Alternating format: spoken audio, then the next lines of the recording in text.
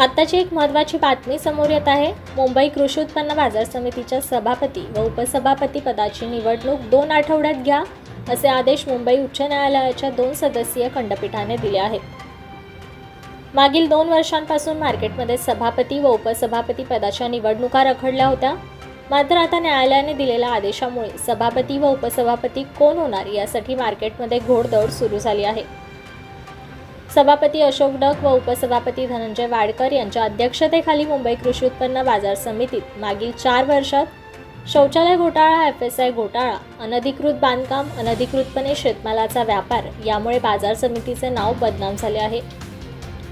या संचालक मंडळाने आल्यापासून बाजार आवारातून शेतकरी, प्रामाणिकपणे व्यापार करणारे व्यापारी, माथाडी कामगार व कर्मचाऱ्यांना हद्दपार केले आहे।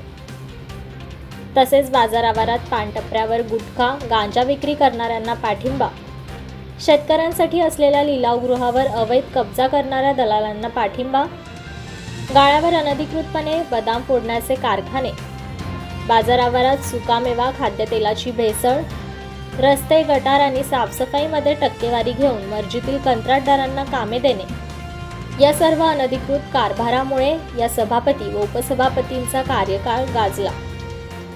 त्यामुळे आता न्यायालयाने दिलेल्या आदेशानुसार येणाऱ्या काळात कोण होणार नवीन सभापती व उपसभापती याकडे सर्व बाजार घटकांचे लक्ष लागले आहे।